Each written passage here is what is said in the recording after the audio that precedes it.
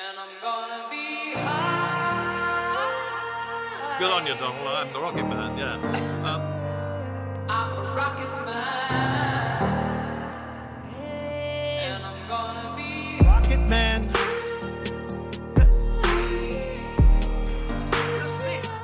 I'm a rocket man. Go to the moon. Tim, you're from the UK. You're the founder of Ascend TMS. Used to be InMotion Global. Take me through that real quick for the audience's benefit, and Yeah, then we'll get into InMotion this. Global is just a holding company name. Everybody knows us as Ascend TMS. The idea behind that was, over time, I didn't know if we would have multiple products, and we do have some niche products that are kind of a part of the Ascend TMS platform that we market. But, essentially, InMotion Global just happens to be the holding company. Nobody knows us by that. Yeah. Yeah, started out, like most people, by accident in this industry. Used to have a pretty decent sized brokerage, about $40 million in revenue. Sold it to private equity 2015. And that's how InMotion Global or Ascend TMS basically spawned out of that. I bought the IP from the private equity firm when we sold. I had obviously a lot of experience building a brokerage from nothing. Yeah. And as part of the brokerage, we had assets as well. So, typical broker, you call up a customer, do you have assets? If you say no, they put the phone down. So, of course, we did the stupid thing and bought some assets. So then you could say, yes, we do have assets. And at least you could have a longer conversation, with the prospect. Oh, don't we all know that well? Yeah, so we basically built our own software. I'm an ex-programmer, studied programming when I was a kid, back in 1981, and I used to write computer games. And so when I found myself in this world of logistics, I couldn't afford the big name, the McLeods and the TMWs at the time. We were literally started with nothing. And so I essentially, in cut a long story short, wrote our own TMS. I didn't even know it was called a TMS at the time, and we just kept iterating. And as we got assets, we wrote the software for the assets, and then eventually I realized that wow, we've got a pretty cool system here. And we tried to sell it as part of the brokerage, but it was difficult. No TMS has ever succeeded when it's been part of a brokerage because no other brokers or carriers will want to use your software. They will believe that you're stealing all of their customers and their rates, which to some Their degree is data. true because Yeah. I've seen it happen. And so, we tried it for a couple of years. It didn't work. I sold the company, the brokerage and the assets to private equity. And as part of that, I kept the IP for the technology. And I took two of my guys from the brokerage and myself. We knew this business inside and out because we'd lived it for 20 years. And we decided, let's create this new breed of TMS for the everyman, for everybody out there. Just the typical SMB, small carrier, small broker that can't afford the McLeods and the TMWs, now Trimble. Yeah. And it worked. We built it from nothing. We started with $500,000. I bought the IP for, I think it was $1.5 million. I put $500,000 into an account, cash, and I said, when that gets to zero, that's the egg timer. When it hits zero, this experiment didn't work. And that cash balance never got below $273,000, 274,000, I think it was. And then the cash That's balance started to crazy. go up. And today, from that moment onwards, we've never had an unprofitable month. We have zero debt. We have lots of cash on the balance sheet. And we've done it because we run the business old style, which is basically make a profit, which is, to some of the viewers out there, there's a thing called profit. It's a strange Yeah, and it's concept. when your expenses are lower than your revenue. So just to let everybody know that. Oh, so you're saying it's not EBITDA, it's actually net You income. have to have Really? net Oh. actual income. That's no money that goes into your bank account and it stays there. Oh man, that's just so refreshing. So I did not know your story, Tim. For the audience that's watching this, I knew Tim from LinkedIn, and I see that he is prolific at posting and calling out problems in the industry. But also, I could tell from your background that you weren't, VC funded. I knew that the TMS was bootstrapped, and you talk a lot about that. But I think that part of the reason that your content resonates with me and a lot of others in the industry is that from what you just said in your story, you built a brokerage, knew everything about doing that. And then when you built technology, you built stuff that everybody would actually want to use and make it accessible instead of just building, what I think everybody has come to know as a TMS system these days, which is all of the VC backed or even private equity, I suppose. But building ahead of any customer feedback, just building a system without asking any customer or brokerage what they would want to use. And super refreshing to see that. Obviously, that if you've never had an unprofitable month, that seems to have worked. What what's your strategy as far as, I mean, I see your posts about your employees and giving Christmas bonuses, but how do you wrap that all into, actually growing a TMS against VC backed competitors? What's your strategy there? Yeah, so there's several things to unpack there. I'll start just by saying that there are so many really bad systems out there because the state of technology has allowed the ability to lower the entry point to build bad systems. So, Hmm. you know, if I go back to, this is my third company. I've had two other companies that I've exited, but I kind of spent my late 20s when the internet was kind of new. So 1995, I started my first company. I sold it in 98, just before the dot-com bust. I won't go into all the details, but I see what's happening now with very similar things that happened. It's like it's echoing from 30 years ago, 35 years ago, when the internet was brand new. I was a young kid, and I was telling people my age, I'm 58 years old this year, and I was telling people my age how the internet was going to revolutionize things, and people would laugh at me. Um, but building like a simple website back in 1992, 93 was hard work. You had to actually know Yeah. HTML. I was writing I was writing websites before the center tag existed in HTML. Everything was left justified. There was no center tag. You couldn't center text. So my Uh, point is that you had to have quite a lot of ability back in the day, and today you don't really need any ability. You can literally get a Wix page up, or a GoDaddy, WYSIWYG, what you see is what you get website up, um, and create yourself a TMS. And you've got a really flash looking website, and you can call yourself super duper TMS. And you can say it does all these things, but when you actually try the system, it does none of those things. It's usually one guy that had an idea, but he was stupid, so stupid he didn't recognize there were other TMSs out there that were already in existence. And so, what we try to do today is differentiate ourselves by saying, look, just Google Ascend TMS reviews and go read our real reviews online. And we're a real company with real profits. We're not going anywhere. And before you go yeah. with somebody else, ask them, are they profitable? How many people work there? How many people have left there in the last 12 months? Because a lot of these VC guys raise money, hire a bunch of people, and then lay a bunch of people off when their dream revenue doesn't catch up with reality. um, and so what we just try to tell people is, give us a try. Our entry point is zero cost. Try us for free. I'll give you up to a year for free to use our system. And if you don't like it, you don't pay us any money. With the Yeah. other guys, all the other guys want they want money up front. The more money that So much people ask money for up up front. front, and the longer the contract that they want, means the shittier the product is. There's a correlation between the amount of money people want up front and how bad the system is. So we just try Yeah. to do the honest thing, which is, here's our produce store. Pick our apples up, take a look, make sure they're not all bruised on the underside. And if you like them, take them away. And if you take them away and you don't like it, bring it back and I'll give you a refund.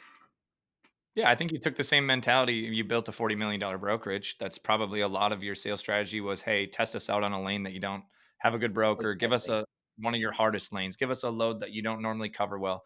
And then, there's no charge except for Yeah. the freight, of And we course. They always got to lost pay the money on those, by the way. freight. Yeah, always. That's a Always. good strategy. But, obviously there's risk involved in that. But if you've taken that philosophy to the TMS, that's refreshing. You know, I think to unpack the other part of the question, how do you, you talked about your competitors a little there, and I am in this. Obviously, Rocket started as a brokerage. We have not built our own TMS because there was no reason to. Mhm. We leverage other people's tech, but what we've built is an IP of putting 4 or 5 systems together, and that's the Rocket operating system, and we go to market that way. And we've separated our brokerage from the tech or management side. But I see, and I've interviewed a lot of different TMSs for our business needs. Most of them want you to pay up front. not just like a small percentage, like, oh, those are the bad apples. It's like the standard is, hey, here's an implementation fee and you commit to a year. Or, I think one of them that I almost signed, and then one of my team members almost signed, and I said, hey, you don't sign 3-year contracts. That's a bad idea, because they'll send you to collections for the TMS fees anyways, even if you never shipped That's anything. so year So 2000. That was so 20 years ago, like a 3-year contract. yeah. No, that happened in 2023. One of the big truckload TMS platforms almost got us in a 3-year contract. And we never actually sent a shipment. We ended up choosing a different one. Yeah. So it was pretty wild back then. Yeah, That was the for the truckload side. so the salesperson salespeople are naturally designed in their brain, a good salesperson, to get a sense as to how much can you possibly afford and take you right to that line. And because Hmm. their commission basically is based upon how much money they can extract out of you. So if you Yeah, sign an a contract ACV. for 3 years for just real simple math, $100,000, and they're going to get 20% of that, they'll make $20,000. And so they'll sell you the biggest pile of poo in the world. They don't care because in 2 or 3 years, or even in 6 months, they might not be there anymore. They just want their commission check. Yeah. I think that, so you compete that way. All the other TMSs are doing it differently. So that's refreshing. But what do you see for 2025? I know you've posted about AI and other things, right? And I think it's kind of fun. You said you're 58, which you don't look 58. Maybe it's the Florida I sun. I think appreciate you're in that. Maybe it's Florida. the filter on this. Yeah, it could be the filter. The marketing team's going to make you look real good. But if you're 58 and you were talking kind of a cool perspective of like you were writing web pages in the early 90s when there was no center button. And now, just for reference, like we need a new website. My marketing team right now, we're using this thing called Framer. It's like an AI website Yep. builder. You can just design it. There's templates. It'll code the whole thing. Yep. So, how do you adjust when you're a founder and CEO of a company when this is like the new internet, the AI stuff? What are your views on that and what's your strategy? Yeah. So I'm always just looking to like where is it going? And at any given time, there's 15 different forks in the road. And the Mhm. further you go out, the more forks in the road there are. And the whole internet logistics supply chain world will go down one of those roads. I don't know which road it's going to be. So I just try to do my absolute best to make sure I've got a bet placed on as many of those roads as possible because it doesn't mean it's a big bet. It's just that we try to experiment with different things. Some things just don't work, and it was a bad Yeah. bet. But ultimately, if we bet on 10 things, one or two of them will work, and the other it negates the losses and the time on the eight that were bad bets. So, and I ask, I was the lead investor in Shipper CRM, so it's the world's largest database of shippers, and it's just doing phenomenal. We had an all hands meeting this morning, and they're just doing amazing things. The CEO is 29 years old. Maybe he's 28. Christian, I'm sorry, 28, 29 years old. He's me 35 years ago. That my point is all of that entire company, I think, are all under 30, maybe 31, 32, a couple of the guys. And so they are building those forks in the road that I've kind of pointed them toward, and they're now building that stuff. Because let's be honest, in 5 or 10 years, I'll probably be retired. I'll probably just be doing some seed investing, some advising, which I do a lot of free anyway. And so I'm just trying to make sure that wherever the future is going to be, we have a place in it. And so far, Yeah. it's served as well. I mean, we've already rewritten Ascend once completely in the last 8 years since we launched. We've completely rewritten it. We're about 95% through the rewrite. Why? Now, nobody would ever know this because we just rewrote certain modules one at a time. Yeah, and Yeah, release. Okay. and it's because things change, and as soon as we've painted the Golden Gate Bridge, you go back to the beginning and start painting again, right? So we're already looking at where do we need to be in the next 5 to 8 years and start rewriting once again, and we're already working on that with this whole AI world and where is it going to be, and in Mhm. 5 to 8 years we will have rewritten the whole system, and I'm sure AI will be a part of that future. Yeah, I want to pull that shipper CRM thread. So we've already talked about it twice. You talked about your brokerage when you built that and how your go-to-market strategy, or I kind of implied it was probably, hey, give us your worst freight, give us a shot. And you do that with Ascend, which is, hey, try us out for a year. We'll refund you. We'll give it for free, which is crazy in TMS world. It's the exact opposite of, it's contrarian. Shipper CRM, I mean, that I don't know whose idea it was, of course, if Christian Well, it was and my them over idea. there, but There's several podcasts on this. They had another idea that they came to me to ask advice on, and I won't go to the Freight Caviar podcast. Just look up Freight Caviar, one of the biggest not hard to newsletters find. in It's the everybody best knows one. Freight Caviar, right? Paul and Christian, and so they had a different idea, and they came to me, and I just said, "Look, this is not a great idea, and this is why." And they said, "Well, what is a good idea?" And I essentially said, "Look, the biggest thing that every broker and every carrier needs is shippers and more shippers, and Yeah. they need better shippers, and need shippers with good credit. Then before they pick up the phone and call a shipper, they need to know what lanes do those shippers run, who works there, who should I be talking to, what's their revenue, what kind of freight do they ship, what kind of equipment do they use, all of the things that you would ideally want to know before you call that shipper." So I said, we need to build a database only for brokers and carriers that want to find shippers. And so I thought that was kind of the end of the conversation. And so they said, thank you so much. And they left. And no joke, 90 days later, they called me back and said, okay, we built it. I said, you built what? We built this Shipper CRM idea. And the idea, the name Shipper CRM was not meant to be Shipper CRM. I don't even want to tell you how it became Shipper CRM, but they built this thing and they just started getting called Shipper CRM because it was a CRM capability to find shippers, Shipper CRM.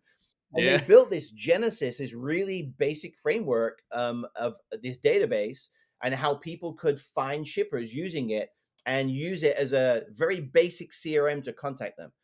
And I was like, wow, this is pretty impressive. So I got my checkbook out and I said, you know what? The fact that you guys in 90 days, without me Yeah. asking you to, built something, I said, I'll write you the first check. And I wrote the second check. And then Triumph Financial, Triumph Pay, Triumph Financial, Yeah. now the load pay wallet, um I don't know, 75 $100 billion in total payments and stuff. You know, Aaron Graft, the CEO, has become a good friend of mine. They're a very minority holder of Ascend, and they've got an interest in lots of different parts of the ecosystem. And so the head of M&A and Aaron said, you know, look, we want to write a check for this thing. This is fantastic. So they became a follow-on investor. So now Shipper Wow. CRM is backed by myself and, you know, the Triumph juggernaut. And we just had a meeting this morning. They had a phenomenal 2024, and 2025 is just taken off. Will Jenkins from Molo, you know, he became an investor just last month, I think it was, or November. So, you know, this isn't just high. This is real, not hype. This is real people seeing a real system and building a real product to solve real problems. Yeah, my mind immediately goes, and maybe you don't want to share, and I'll give you the option to be like, ah, we're not going to talk about that. But if Triumph is backing it and Journey or Will, I'm going to say it's probably Journey, but maybe it's just It was Will. I just don't know if Will. that's Yeah, the next. Will financially invested personally, and he's the Yeah. CEO and personal founder of Journey. Okay. And so I'm just sitting there going, well, a shipper CRM that has a database. Imagine if you would know shippers and how much they spend based on receivables information, and Triumph knows that because they're processing all the payments and maybe not specific customers but industry trends. And then you could have some insight into, this isn't just a shipper, this is a shipper that uses this type of ships this type of product but also spends this much generally in freight revenue. That's important info. Yeah, I mean, if If you you want to knew if chase, they were an yeah, enterprise or yeah, you know, I mean, yeah. if you're chasing somebody with $100,000 in freight spend as opposed to $100 million in freight spend, your entire, you know, methodology on how you're going to chase that particular shipper is going to be very different. And so Yeah. the world of data today is being able to take all the data that's out there and just make it so that a mere human being can understand what all that mumbo jumbo data means. And so with Yeah. Ascend, that's what we've done. Shipper CM is doing the same thing, trying to present to mere human beings who they should call today, who they should call tomorrow, who they shouldn't call. Don't call these people over here. All they ship is reefer freight and you do flatbed. So don't, you know, we're giving you the information to be able to provide you with time savings as well as being able to have a high hit rate. You know, we've got big plans with Shipper CRM. You know, so the whole journey thing happened because as we were starting to sell, not we, but as Shipper CRM is talking to these sales leaders inside these companies, Yeah. it turns out that a lot of them need sales training. A lot of these That's what salespeople, I was they gonna might have say. all the data, but they don't know the techniques on how to call. How do you make a cold call? How do you send an email? how do you make sure that you follow up, at the right cadence levels? And so we've late last year, and it's already live, we've introduced the training of Journey into Shipper CRM so that they are now symbiotic with each other. And we've got plans for later this year or early next year, because a lot of the shippers that we've been talking to said, listen, I want to be able to come into Shipper CRM and claim my profile. Why do you want to claim your profile? Because I don't want 15 ridiculous phone calls from brokers and carriers every day that are a waste of my time. And I don't need 100 wasted emails. If I can claim my profile on Shipper CRM, kind of like you claim your profile, Gabe, on LinkedIn, I can say, hey, we only ship this freight. These are our power lanes. These are the spot freight areas we have. Here's our It's a next dating app RFP. now. Yeah, Okay. in other words, don't call me. I'll point you to our Shipper CRM profile page, and then you can learn all about us there. And now I can avoid an inbound phone call and a wasted voicemail for the people that I'm not interested in talking to. If you're not taking any brokers on, but you are accepting asset-based carriers in 4 lanes, people need to know that. So publish it on Shipper CRM and let that be the methodology on how they reach out to you. So we have a long journey on how we're going to Yeah. do this. I really like the idea of pairing the go-to-market motion with Journey, right? And I don't know what their product is. I know Will, and he's going to be on the show soon as well. But I imagine if I'm a business owner and I'm running Rocket and I said, hey, if I could get the right leads at the right time and know the right contact, and then my sales team could stay leaner because I don't have to have them making 150 calls a day to everybody. They can make maybe 100 calls a day still to get 5 answers, but it's to the right contacts. And then they could have some scripts or some training inside of that platform. And then, of course, it's kind of the same thing. Maybe you do this with Ascend too. It's like the same business model. It's like, well, the other side of that is the shippers. How do we monetize that as a company for Shipper CRM, but then make it an actual marketplace that's at least a usable product compared to, I think the idea of Emerge back in the day, and they're still a company. I don't know what they do these days, but their They're first, procurement. So basically RFP. So 4 or 5 years ago, Andrew Lido, it was a good idea, which is, hey, we're going to provide this really powerful RFP solution, and we're going to let shippers use it for free, but they were yeah, going to pick off the freight, right? They're a broker. Emerge is a broker. And yeah, so the hesitancy, therefore, of a lot of shippers to use the platform is that, hey, if I'm going to put all my freight in here, you're going to be able to see my carriers, you're going to be able to see my rates, and you're going to come in and try and underbid by 1 or 2 pennies so that you can take freight away from my stable of really well rounded, great relationship carriers. So there's a conflict of interest there. So I think the future is getting away from conflict of interest, being more yeah. transparent. And you summed up in the last sentences exactly what Shipper CRM will become, which is the ability for people to know who to call, know who to prospect, know how to call and how to prospect. Don't waste the shipper's time by not calling the right people, not the wrong people, and saying to hmm shippers, hey, come claim your profile, and let people know who should be calling you and who shouldn't be calling you. And by putting all that together, you inherently have built a marketplace. I just like it because it's built by. If it was built by VC, I wouldn't like the product because it would have the wrong incentives for Yeah, growth. But correct. the fact that you've been a lead investor and Paul and Christian, they seem like one, they're young, and they are kind of innovative, and that's the right approach. But they've gotten some investment in taking this product. I think it's smart, and I've said this for a couple of years now. Like the next wave in freight is not AI. Now it's coming, right? It wasn't AI. It was like, don't build anything proprietary and try to do everything your own. Create a marketplace of the best companies and then partner with them so that one company like Rocket or others could go in and execute multiple business functions instead of saying, hey, I'm going to use Salesforce and integrate that through Asana that integrates into Slack, that integrates into Gmail. And that's how we do it today because that's what I've had to do is create my own Yeah. marketplace. But now companies like Shipper CRM are creating that motion for companies. It's like done with you revenue, not done for you, but done with you instead of do it yourself. I So I agree. like it. I agree. And you have to understand this market. Most people from the outside, they see this big, huge, almost $1 trillion, freight market in the United States, and they see how fragmented it is, and they think that they can, because they are smart people, they think that they can come and fix it.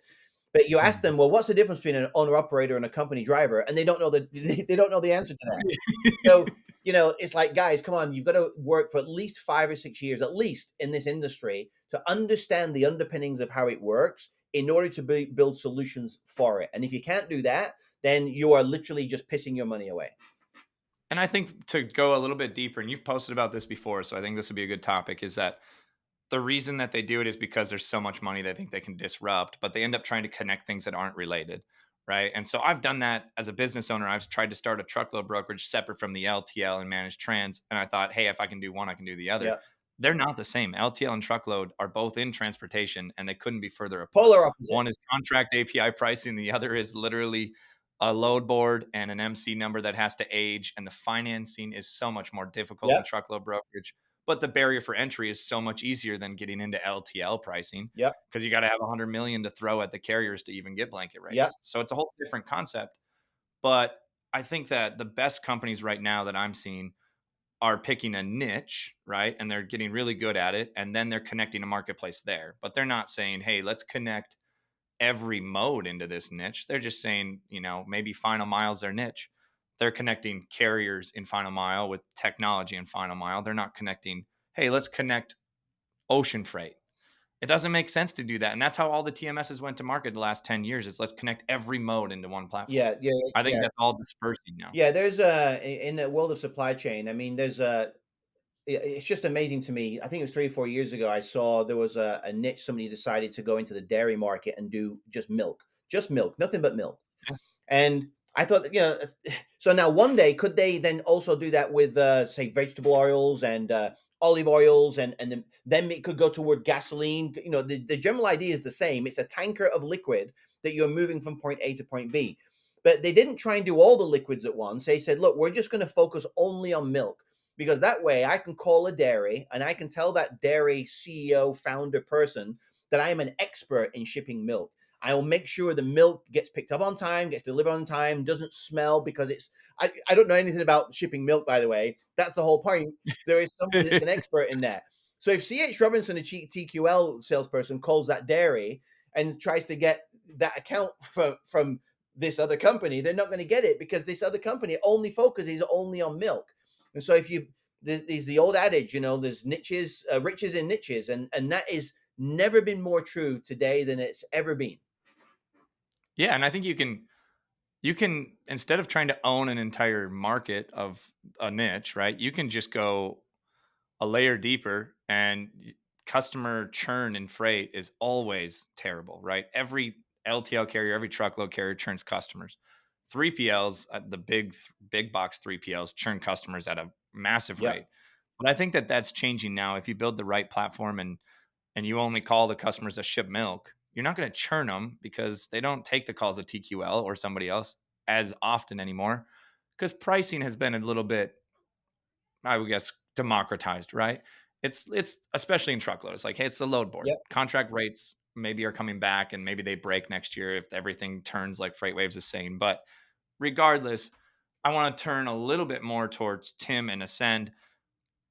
So you've got all these ideas. You've had 3 businesses now, 2 that you've, I think, exited, and 1 now, Ascend. And then you have your lead investor in Shipper CRM, but you're going to retire in 5 years maybe. Although you're probably going to retire and then still always be doing Well, something, retire is a right? loose word, right? So I mean, I work on Yeah. a Saturday and Sunday because I like it. I have a family. So don't get me wrong. Retirement is a loose word. You have Yeah. to be doing something to keep your mind occupied. It's just that, you know, as you get older, you realize that your life is nothing but a big, thick book with many chapters in it.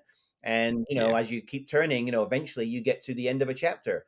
And, I think I've still got a few more chapters in this area. But at some point, the Christians and the Gabes, you guys are going to be the ones, ruling the roost, and it's time for the old guy to step aside. You can't play on the football field, and so, well, maybe Tom Brady can, but you can't stay on the football field forever. At some point, you have to step into the commentator's booth. Yeah, for sure. Speaking of the NFL, my Vikings lost last night to the Lions, and so I'm still not quite over that. But I'm sorry. Tom Brady was announcing one of the games. I saw him interviewing Baker Mayfield. It is kind of interesting. He was interviewing Baker Mayfield, and earlier this year, obviously Tom Brady used to be the Bucks Yep. quarterback, won a Super Bowl. Baker's there. Baker had like a comeback story of the ages now. And Tom had made a comment earlier this year about Baker having too much fun in the locker room, and football's not fun. It's about winning. And then at the end, Baker wins the game. They get the 3 seed, and Tom is interviewing him for his LFG segment. And it was a real wholesome moment. Like, Tom's so humble, and they were able to have a moment. But it's kind of the same thing you're talking about, you and Christian. Like, Tom Brady is now out and Baker's in. That's kind of the same thing. But speaking of Tom Brady, he's a GOAT. How do you look at running a business, and what is your strategy for keeping employees? I see you post about that. I really resonate with a lot of it. And we talk about this industry, not just customers churn, sales reps, account executives churn a lot, operations reps churn. Like, we see so much job hopping in freight, and sometimes people look at it as the employee who's hopping jobs. I look at it first as, well, that company's obviously not retaining their employees.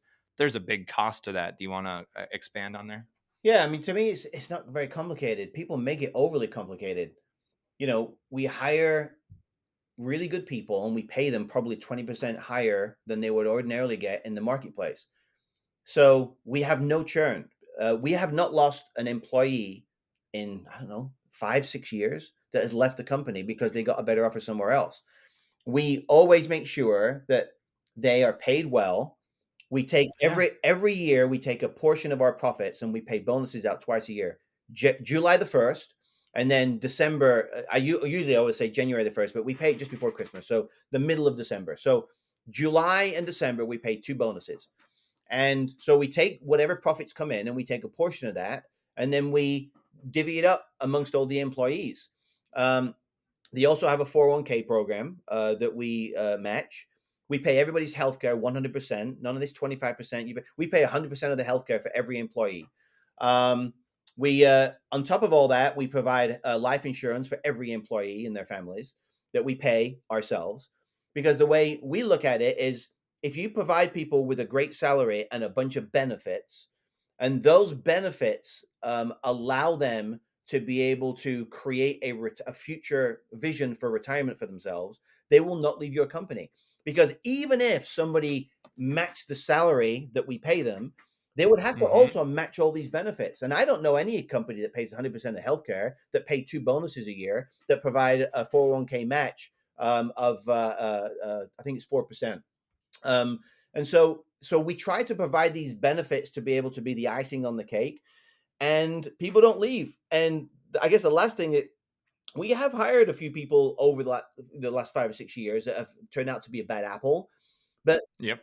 the employees themselves root out the bad apples. They will not allow a bad apple to fester the rest of the company because they don't want their own jobs and departments to be sacrificed. So they very Yeah. quickly bubble up the problem people and say, this person is not a fit. And we hit the eject button very quickly.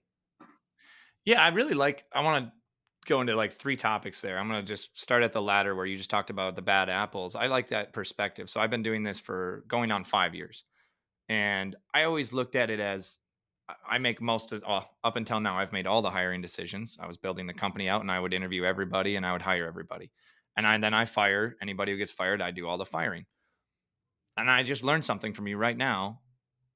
Every bad apple we've had, our team members who are the stalwarts, the ones who've been here and who are loyal and who are getting those benefits and really wanting the company to succeed, have rooted them out and bubbled them up. And I didn't listen soon enough. Yeah. And so this year, I actually ejected a few a lot quicker than I normally would have, within 3, 4, 5 months of hiring. In the past, I'd let that go for a year or longer, but I just got a new frame there. I think that the audience will be able to take that. We'll probably need to clip that. Is the good employees, not that they're ill intent, like they're not saying, hey, no one else can join, but because of the culture you've built, they're going to bubble the ones up that don't Yeah. fit, whether they're talented or not. If they don't fit, they don't fit. And you've got 90 days to try somebody out, right? That's your trial period, because most people have, in your handbook, it'll be 90 days before the benefits start. We can get rid of you Yeah. for any reason after 90 days. They sign the agreement letter. And so Hmm. then whoever the manager is, when they're in the department, you say, listen, and then you, on your calendar, you put 30, 60 days, and then 10 days before the 90 days is up on your calendar. And you make sure you go up to Fred in that department and say, hey, Fred, how's Sarah doing? 30-day check-in. Don't ask Sarah, ask Fred and Fred's people. And then obviously you talk to Sarah too. And then 60 days in, ask. You will know within 30 to 60 days. Fred will tell you, I'm not quite sure, man. And so that's, now you've got your antennas up. And then before that, when you get to 80 or 85 days, you then have to make a decision. You either hit the eject button and then you don't have any problems with lawyers, etc. Or if you go to the 91st day, that's when things can start to get sticky. Yeah, So I've learned that if too. you're not feeling great at 80 or 85 days, I guarantee you're not going to feel great at 180 or 200 days. Yeah, I think that you've mastered somehow the death of your ego of like I made a big hire and now I'm gonna say after 90 to 85 days, just gonna say I was wrong. I think that's where I've screwed up and I've gotten better over time and I'll continue to try to improve that. That's all we can do. But if I go back towards what you were saying with the benefits, one, Rocket also, I thought I was a unicorn, but you've outdone me. Rocket also pays 100% of healthcare and does Bravo. way bigger salaries, and we pay for vision and dental. We cover everything. It's an expensive portion of our benefits Yep. to cover that, but we're going on year 5, and we've never had an employee quit or leave for a different offer as well. So And you're doing so, that. You're doing it right. You're doing it right. The cost of replacing employees is so high that it's yeah, just not worth taking away those benefits and losing people. And and yep, and when it gets to that 90-day kind of idea, it just comes from experience. People don't hit the eject button because it's a sunk cost, right? You're like, oh, I've spent almost 3 months training this person, and I yeah, don't want to lose that money. But trust me, you will lose a lot more money and even piss off other good employees if you keep the bad people around.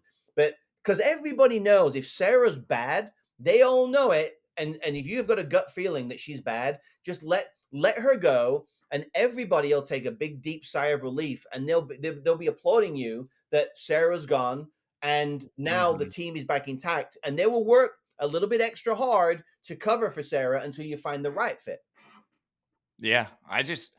Obviously it's a testament to you have to have the right people to be able to bubble the wrong people out anyway. So Yep. like you have to invest early, and if you don't have the right benefits and you're just trying to pay people at the bare minimum, right? And so when I started Rocket, actually, a couple of the employees that work here now worked with me when I was at my previous stop, Okay.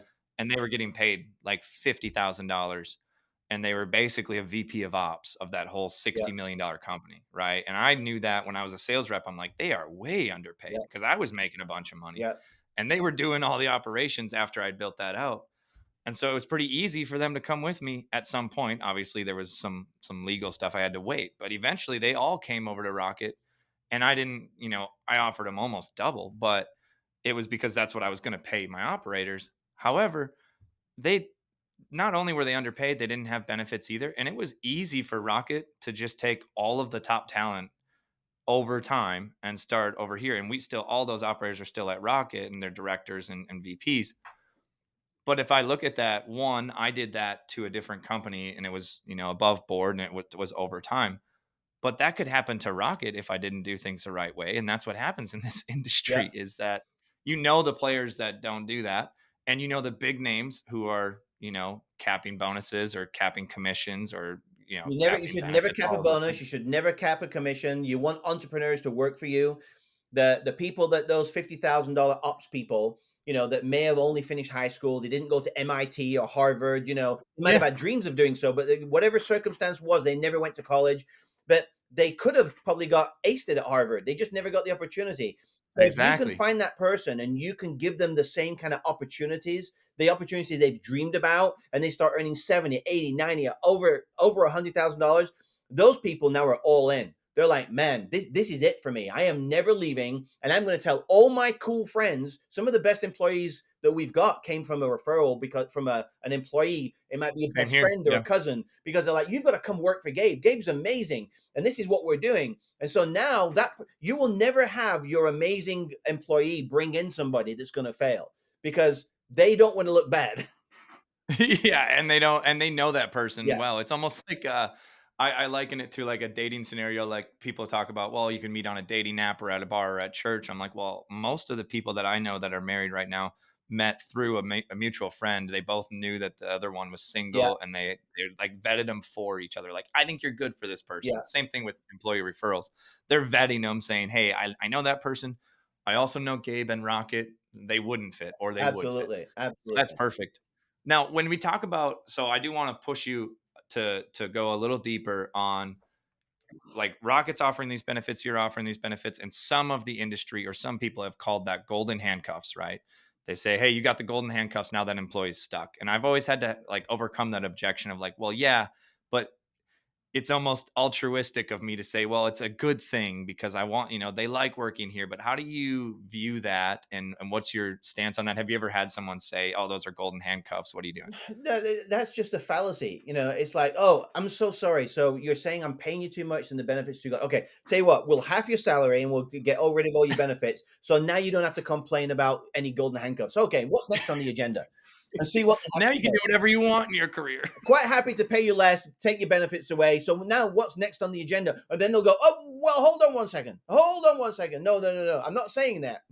So yeah, it's just a fallacy.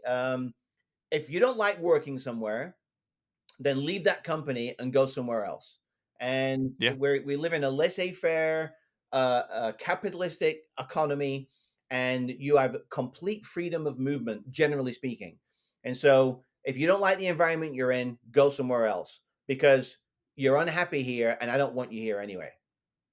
Yeah. I think that's like, if one from the employee perspective, then two from the CEO, if you can tell someone doesn't like working there, then it's your job to root them out and give them a different opportunity and get them out, just like if you were firing somebody for cause, Absolutely. because those people are not going to help you find the wrong person again.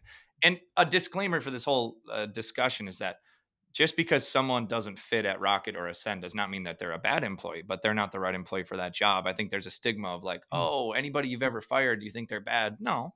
I mean, some of them are, There's an ass but for every seat. I just don't. You just got to yeah, get the right ass on the right seat.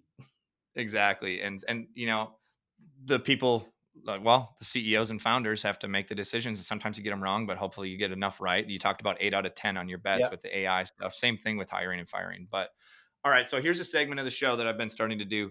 I'm going to ask you some tactical questions about running a business. So, what what's your hierarchy? Do you have a CFO? Do you have a CEO? Like, what does your C-suite look like, and why? And then I'm going to have some follow-up questions on that. um, so don't have a CFO. We have an accounting manager, a Okay, COO, a CTO.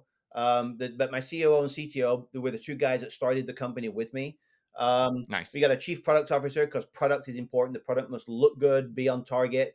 I gave a small amount of equity to several people within the organization because I want them to, be 110% all in. They're the ones that literally I could go, and I do sometimes. I go to the UK or to Europe for a month, and I come back and the company's made more money while I was gone than when I was here. I was like, oh, I should go away more often. So because they've got ownership, right? Um, but most companies don't need like a CFO. If like we are an ARR, annual recurring revenue, MRR, monthly recurring revenue company. So we don't send one invoice out. Every single amount of money we get comes from a credit card swipe, and so we have no problems with bad debt. We've got no problems with collecting money. No accounts receivable coming in from old invoices. So you don't really need a CFO if you have a relatively simple mechanism to collect. You might need a Mhm. CFO if you have a more complicated company. You've got invoices, going out. You've got lots and lots of different types of vendors. But most companies in our business don't truly need a CFO because a CFO is going to cost you six figures plus. Yeah, And maybe equity too. yeah, and maybe equity and most of the time, if you've got a pretty tight company, if you're not making acquisitions or doing divestitures, the CFO doesn't have an awful lot to do. Once they've got their accounting system down pat, there's not an awful lot for them to do every day. Not much strategic finance. There's Correct. more, accounting than Correct. there But if is you're strategic acquiring a company and that they've got an accounting system and accounting people and you need to have all those, merged together, you definitely need a CFO for that, right? Yeah, for sure. So take me through. So I started hierarchy. Now I want to learn a bit more about your tech stack. You don't have to give exactly the secrets away, but how do you operate the company? Do you use QuickBooks? Do you use NetSuite? Like, how do you Yeah, run that so side you'll of laugh. Yeah, we use QuickBooks Online to this day. It does everything that we need it So to do do. we. No, listen, Huh? I know companies doing hundreds of millions of dollars in revenue and hundreds of millions of dollars in profit through a QuickBooks interface. Why? they don't need anything else. If you have a warehouse with inventory, and you've got to do all kinds of really crazy calculations on inventory levels, and what is in transit, and who's getting paid when. Some things are going to get, you have to pay the full invoice to get the stuff when it's shipped from China, and then the other half when it hits your shelf on your warehouse. A million different ways of doing accounting. Then you need probably something like a NetSuite where you can integrate an inventory type system with your accounting, and it can do all these Yeah. complicated things. But the vast majority of people do not need that. They get ahead of themselves too fast. Most people need QuickBooks. Most people don't need a CFO. They don't need in-house counsel, lawyers. My old company had our own lawyer, Brian Nelson. Now he's a partner with Taylor Nelson, the second largest logistics only transportation law firm in the country. He was my our chief legal officer at Interstate, and Yeah. he's gone on to do amazing things. But we don't have a chief legal officer because they're expensive and we don't get sued. We make sure that we don't have legal issues. Yeah, and now especially like you don't need an in-house counsel if you need just like NDAs, contracts, 1099 stuff because you can use AI and an outsourced lawyer for all of it. Yeah, too So many I, people you know, measure their company, Gabe, on how many people. The first thing at a party, oh, so what do you do, Gabe? Oh, I run this company. And then within 30 seconds to 60 seconds, they'll say, so how many people do you have there? Now, they don't ask you how much revenue you have or how much profits. They ask you how many I people, know. because they use that as a proxy to try to get an idea on how important you are. If you say, oh, we've got 9,000 people, about 9,200 people, like, oh, the drink will spill, and now whatever they're hawking, they're going to be all over you like a limpet. They're going to be sucked to you like a leech to try to sell you their services because you've got 9,200 Oh my people. gosh. Now, if you say, and then if you told them, yeah, but we lose $100 million a year, then that doesn't have the same panache, right? I'd much Yeah. rather be able to say, hey, listen, we've got 20 people, but we make $70 million in profit every year. That's a lot sexier to say to somebody. Yeah. But nobody ever asks what your profits are, and profits seem to be forgotten. It's all about how many people can you hire. I've seen so many of our competitors hire people, and I look, and I have some little bots that go out and they'll tell me when the threshold of their employees goes down, so I know when they're growing and when they're not growing. So many of these Yeah. companies will hire up to 200, 300 people, and then I look, a few months later, and they're down to 150 people. That's a roller coaster you don't want to be on as a CEO. Hire, hire, hire, hire, fire, fire, fire, fire. You're not building a great product if that's what you're doing. Just because you want to say, Yeah. oh yes, we have 300 people. Ascend only has 20 people. No, ask them about their profits. Yeah, how long will they be around? I'm gonna put a pin in that, the number of people and the hiring and the firing and the all of that. But I have to say, this is the second or third time while I've been talking to you just on this podcast that something you said like deeply resonated, which was my entire identity as a founder for the first 2.5 years was how many employees could I have? Yeah. Wait, how big are we? How important is Gabe? And how many employees does Gabe have? And I've couldn't be more of a 180 now.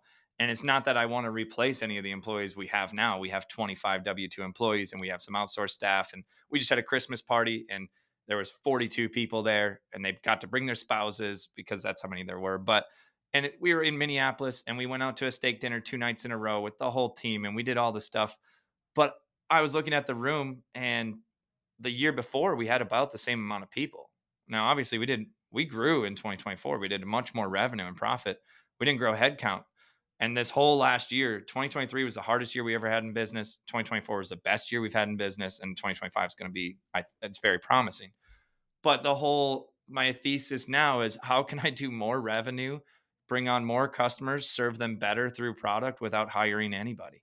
I've Everything I look grown. at is could we use something else besides a human to hire? And it's not because I don't like to impact people. It's because I can't take care of the 25 we have if we just continue to grow headcount. But your life as a Uh, CEO, as a human being, is a lot nicer and a lot more pleasurable when you know the people that are on your team, yeah. and you know their families, their spouses, their partners, their kids.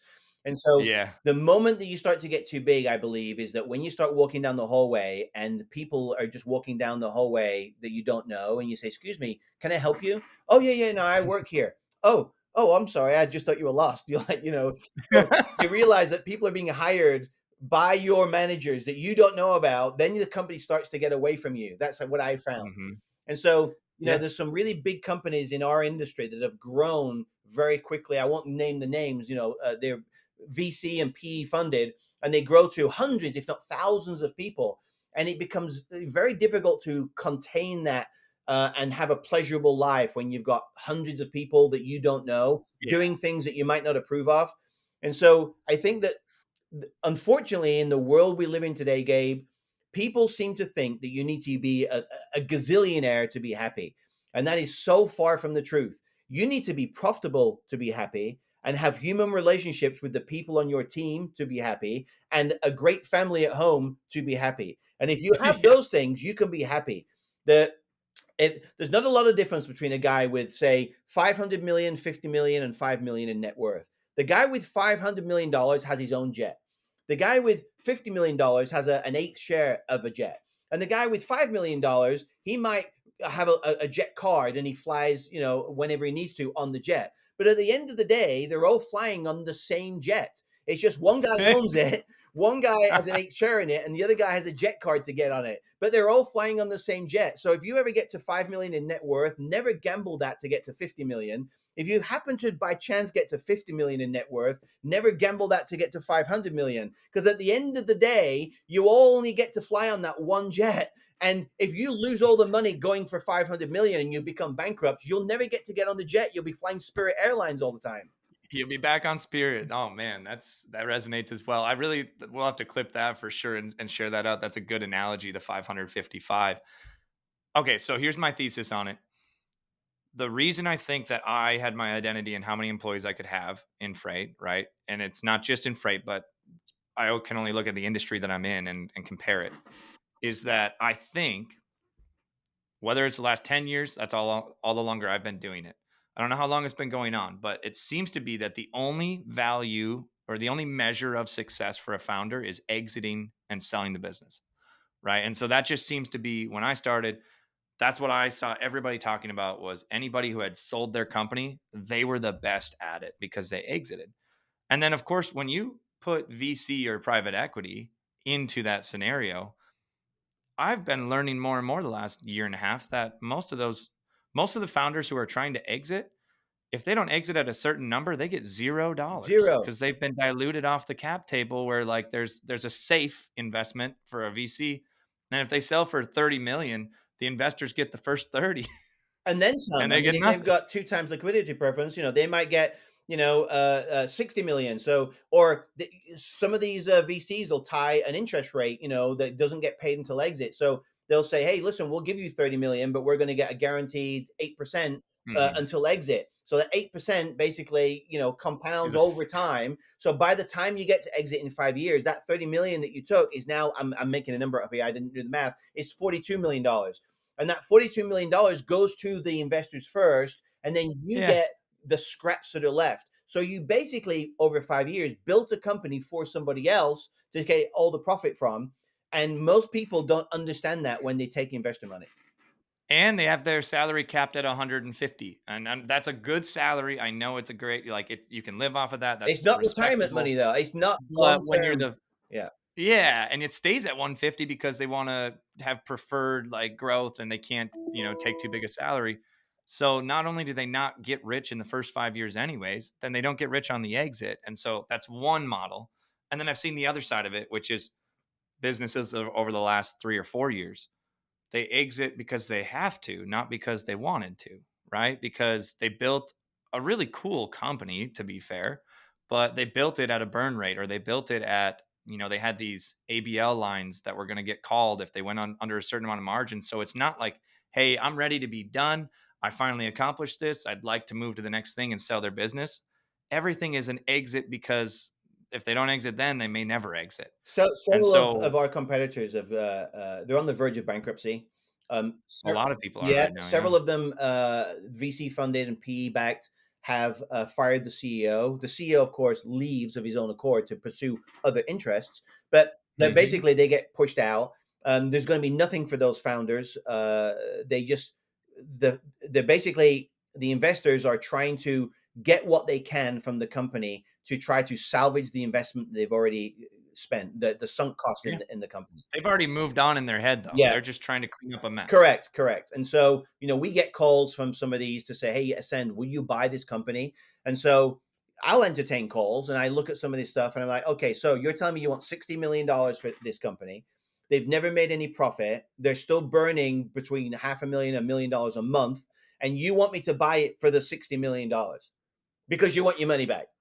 I'm trying to figure out what I get out of this. There's not a lot Where's in the it for value? me, kind of thing.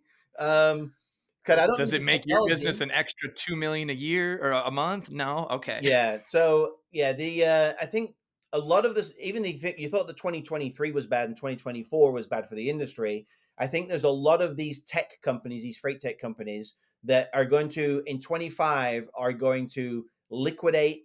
They'll get sold off to strategic buyers for pennies on the dollar. Companies just to integrate to take the technology for pennies on the dollar. The CEOs they're either gone or they're on their way out or they've just zoned out. They're just zombie CEOs at this point. They don't know what to do. And they're at home in their apartment depressed because they're in it only ever capped at 150 grand a year. And they know that their Yeah. last 6 years are just a waste of their life. And Yep. so somebody that bootstraps like, your organization, I say to some of these young founders that call me, they're like, Tim, I've got this opportunity to take this much money and do these things, or we could go this route. And usually I say, well, are you pretty certain that you can get to this amount of MRR or ARR or just general revenue with 3 or 4 people on your team by the end of the next year, the year after? And if they say yes, I'll say, do that because your life will be your own. And one day you will make $1 million a year in clear profit for your pocket. And Yeah. I don't know one person that I know that makes $1 million or more has ever complained about the amount of money they make. Not one of them. They've never called me up and said, Tim, man, I'm so pissed. I only made $1.1 million last year. Never. Yeah. So No one's ever been mad about yeah, that. so go to that goal. The goal should be, can you get to $500,000 or $1 million in profit for your company? Because if you own the company, it goes in your pocket. And then you Yep. can have an amazing life. You'll be flying first class everywhere. You'll have a jet card. Yeah. It's the same jet It's that the the 50 same jet. million. And if you go full circle, you'll be able to pay crazy I should go. bonuses. My wallet's over And there. I should go get my jet card and show you. It's the same jet. You get to go on a cruise line, not in an interior cabin or even in a balcony. You'll be in the suites if you're making $1 million a year with a butler. So you live a pretty good life. Do not sacrifice that life by taking somebody's $5 or $10 million that you will never get to pay back. Maybe 1 in 100 guys makes it so that they make money if you take that kind of VC money too early. yep. And I think that I almost fell prey to the same thing. Rocket had the opportunity to do VC and we pitched a bunch of funds and we had the opportunity to bootstrap. And I'm very risk. Well, I'm not risk averse. I guess I'm open to risk. And so I was like, hey, VC sounds cool. And the only reason I was going to do VC was that I wanted notoriety. I wanted to have a big exit. And now that my mindset over the last 2 years has shifted and my goal is like, I'm building the company to sell, but never want to sell it. Yeah. Right. So I'm building it so that when I'm gone for a month, the company still grows. It's not completely dependent on a founder, but we're doing well. And I'm trying to not grow headcount and just serve our customers better and build a better product so that we can keep them instead of having, 10% churn, get it down to 1%. And the industry is at like 40%. So we're already pacing there. And that But should be okay. part of your pitch. I'm not trying to give you advice, sales advice here. Yeah. This is but when you're talking to your prospective customers, and if you want to differentiate yourself, one differentiating way is to say, listen, we are owned by me and maybe a couple other people. We are not a VC company burning money. We are a profitable company. We are good. Therefore, we're going to be here for you.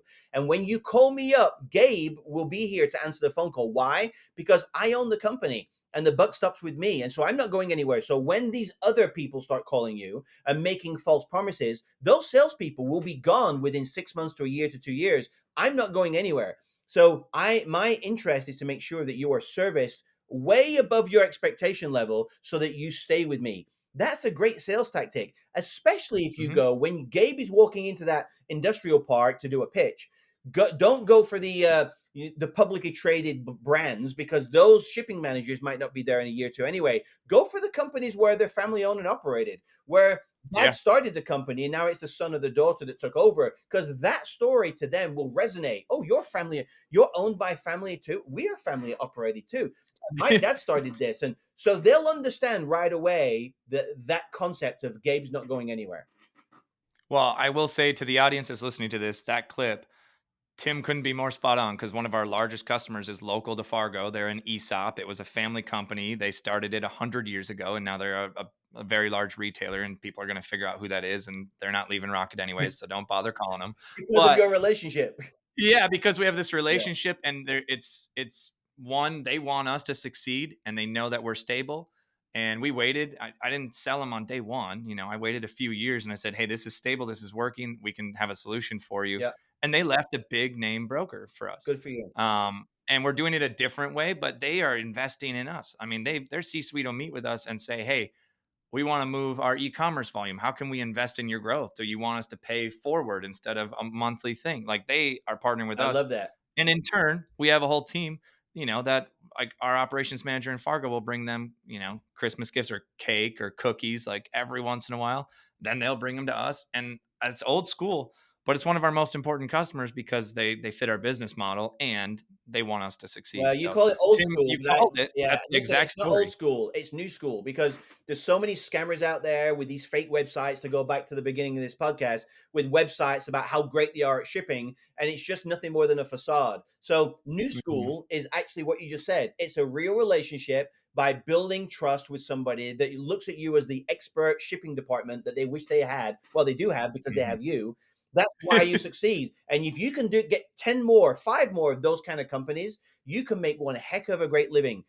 Again, you don't need to shoot for $500 million of net worth. Get to $5 million, have the jet card, and you'll still be able to be in your suite on Royal Caribbean. You can have a great life doing that. I might have to try the Royal Caribbean someday. I've never even thought about Yeah, that. try the So, Crown Loft suites are amazing. Double story suites, amazing. 22 feet oh glass. man. That's awesome. Hey, Tim. So, last question as I wrap up here. I ask everybody this, and you can take it in one or two directions, but the only answer you can't give is all the mistakes I made me who I am, because I'm trying to get something tactical, which is actually true, but something tactical that it's a mistake you didn't have to make. That if there's a founder like Tim or like Gabe or like Christian that's trying to build a company right now, what mistake could they avoid that you made? Whether that's avoiding an investment, whether it's how to hire, anything you got there, what would you have done differently that didn't impact your narrative? Yeah. So I think there's really two mistakes, big mistakes that I've made that I will never make again, that cost me a lot of money. So Hmm. number one was when we originally sold to private equity. The private equity firm, when they invested in the company, they didn't buy us outright at first. When they invested, they bought, I think, 40% of the company to begin with. Their idea was that we should hire some seasoned executives, and so we went to a couple places and hired these extremely expensive executive type, beautifully pressed starched shirts and slacks. One came from a national food company. The other guy came from a national 3PL. These guys were everything. They had boardroom written all over them, man. They just looked like they came out of executive GQ magazine. And they were expensive. McKinsey and And they came in, and I don't want to say, I'm not, because they could watch this podcast, and this is unfair of them. Their ass was not right from my seat. They were used to operating in an environment with hundreds, if not thousands of people. They literally, both of them had hundreds of people on their team. And when they came to my company, they had 4 people on their team. There's a big difference between hundreds of people to manage, where you just tell people what to do, and 4 people where you have to be the person to do that thing. And so yeah, an individual contributor that's just the best at it. yeah. So I've found that when you hire people that come from really big companies and they're not scrappy, one of them literally grew up there. His dad was a senior executive. He was, now when I hired him, in his early 50s, and they didn't understand what it was like to be scrappy. And so Yeah. never hire people where they've only experienced hundreds of team members to bark orders to. It won't work in an organization of 25 people. So that's one thing. And then the other big mistake is don't try to chase too many shiny things. I've in the past made mistakes where other ideas were legitimately good ideas. There's other ideas other than what you're focused on right now that are great. But you Mhm. can't chase that great idea and also that great idea. And then, oh, look, there's another great idea because now you spread too thin, personally and financially, even though the other ideas are great. And those other ideas might be great if it was the only thing you focused on. So it's so easy, especially in the world of freight, where you say, you know what, we could kind of do some LTL. Oh, and we could get into the, hazmat world. Oh, heavy haul. There's money to be made in heavy haul. You can do all of these things badly, or you can do one thing really, really well. So it's if you are going to chase one other shiny thing, just chase that one other shiny thing and build it into something great. But you can't do all the shiny things. Amen. I mean, you couldn't say it better. Those are two examples that I've also experienced. This episode has just been a lot of that. So I appreciate your time, Tim. My pleasure. And if you're listening to this, guys, thank you for tuning in to another episode of Let's Talk Logistics, and keep an eye out this week for some clips of this show. Thanks We'll so see you. much. Take care, Gabe.